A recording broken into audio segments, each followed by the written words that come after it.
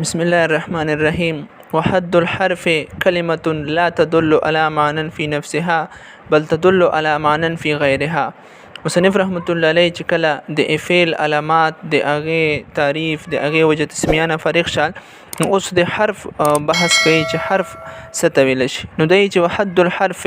د حد تعریف دا چې کلمه د حرف د کلماتو لا تدل على معنى في نفسها چې هغه په خپل معنی باندې په خپل دلالت نه کوي بل تدل على معنى في غيرها بلکې د حرف دلالت کوي په خپل معنی باندې في غيرها چې کله د بل چا سره ملاو شي. نو د حرف تعریف دا شان چې حرف به ذاته یعنی په خپل باندې په خپل معنی دلالت نه کوي د مر قوت او د مر زور پکې نه وي بلکې د نور اسمونه یا د نور فعلونه سره چې ملاو شي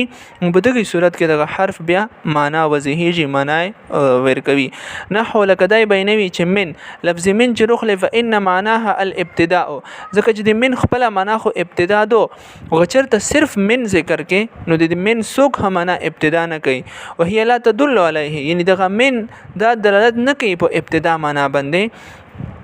الا بعد ذکر ما منه الابتداء البته د دنه بعد چې ذکر شي هغه شای چې اغینه ابتدا کیږي لکه زوی کل بصره والکوفه بصره زوی دا کوفه زوی دا نو په دې صورت کې د غمن د بصره سره یا د کوفه سره ملاو شي د بل کلمې سره نو ځکه دا یی چې بل تدل علی معنی فی غیرها یعنی د چې د بل سره ملاو شي هغه ټیم کې خپل معنی باندې د دلالت کوي. مثلا مثال کے طور پر تقول تبیا سرت من البصره الى الكوفه اوس په دې کې سرتو نه بعد چې من البصره من استعمال شال نو اوس په د ابتدائیت معنا ورکوي چې مو سفر وکړ د بصره نه نو شروع می چې تنه کړیو د بصره نه تر د کوفه رسه نو من چې کیما ابتدا مناوانو ابتدائیت لمنای اخی ټیم کې ورکړه چې کله دای د بل لفظ سره ملاو شالو نو بغیر د بل لفظ سره چې ملاو نوي صرف لفظ من اغا په ابتدا باندې یا سوق هد من اغا ابتدا معنا نه کوي. دای مصنف رحمت الله علیه چې کله تعریف ختم کړنو دای چې علامته د حرف تعریف علامات سدي چې الله يصح الاخبار عنه ولا به چې دغه حرف دا به نه مخبرن هو جوړیدای شي نه به مخبر به جوړیدای شي والا يقبل علامات الاسماء وعلى علامات الافعال او نه دای د اسم علامات په قبلوي او نه به د فعل ولا علامات قبلوي نو بس به دا حرف ته چې نه د اسم علامات پکې نه د حرف علامات پکې نه مخبرن هوي نه مخبر به به ودی ته حرف ویش. د مخبرن هو او مخبر به د ځکه نشي جوړیدای یعنی مبتدا یا فاعل یا نائب فاعل د غرنګ یا خبر د ځکه نشي جوړیدای چې د پورا معنا مستقله ضروری وي او د حرف چې کوم د په معنا مستقله باندې دلالت نه کوي بلکې معنا غیر مستقله باندې دلالت کوي یعنی د بل چې سره ملوي ځای نه پس د په خپل معنی باندې دلالت کوي. بیا مصنف رحمت الله علیه وللحرف فی کلام العرب سره یو د سوال گویا چې د سوال مقدر جواب دا چې بکله د لفظ نه آل د نه دوره دا یعنی نه مسند جوړی نه مسند الیه جوړیږي نو به دی په کلام عرب کې ضرورت څه ده. نو مصنف رحمت الله علیه چې وللحرف فی کلام العرب فوائد د کلام عرب کې د حرف ډېری فواید دي کربت بین الاسمین چې دوی اسمونه په مانس کې د ربط پیدا کوي وا فائدہ دادو نحو لك زید فی الدار زید هغه په کور کې دا اوس دغه فی لفظ چې کیم دا د فائدہ وکړه چې مشته دا خبر ورشه اله چې زید هغه په کور کې دا د فی کمال لکه چیرته د فی نه لره کې زید الدار وی د فی په کې ذکر نه کې نو به معنا دا شي چې زید کا گھر یعنی د زید کور نو بیا اس مقصد دغه ترجمه غلطه ده. او الفعلین نو یا د دوی فعلونه په مانس کې ربط پیدا کوي نحو لك اريد ان تضرب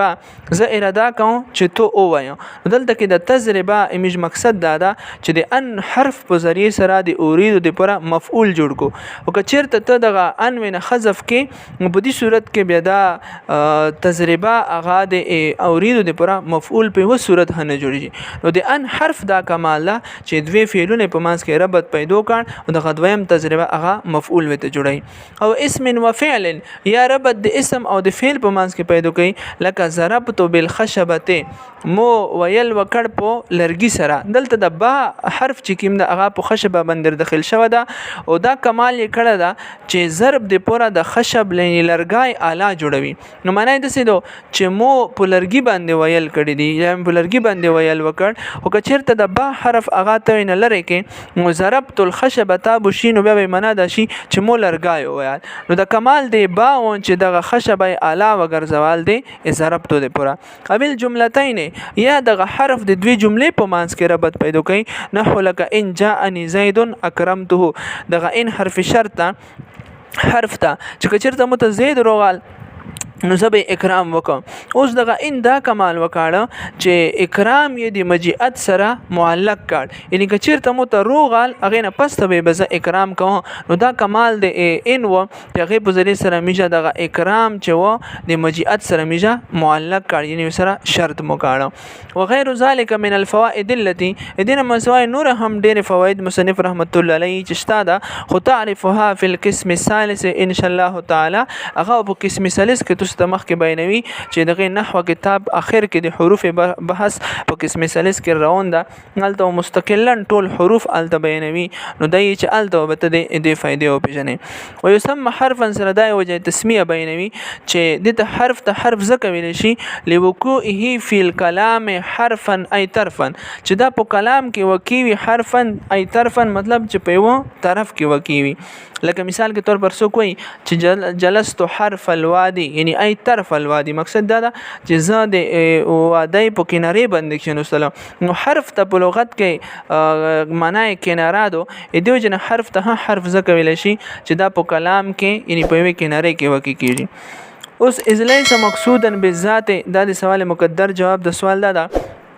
چې تو ویل چې حرف ته حرف ځکه ویل شي چې د معنا کناره دو نو دای هم په کنارې کې وکیوي ځکه د حرف ویل شي نو چې د خو نه منو ځکه چې حرف هغه خو په کنارې کې نه بلکې زید فی الدار مخکې مثال ویل زید خو په فی حرف خو په مانس کې وکیدا د غرنګ اريد ان تضربا ان حرف خو په مانس کې وکیدا یا ان ضربت بالخشبه دغه ان چې کیم دا حرف د غرنګ ان جاءني اکرمته کې ان چې حرف هغه په شروع کې وکیدا نو ته چې په طرف کې وکیدا خو په مانس کې هم حرف وکیدي نو دا چې اذ ليس مقصودا بالذات چې دا مقصود بالذات په کلام کې نوي مثل المسند والمسند الیه چې هغه مثال د مسند او مسند الیه دا یعنی د حرف د طرف ته مش یو چې د حرف ته حرف ځکه ویل شي چې د حرف معنا طرف ته د په کلام کې طرف وکي کیږي نو دا مقصد نه ده چې طرف وکي کیږي چې د په وسایډ کې وي بلکې دا مقصد دا چې هغه مقصود بالذات نوي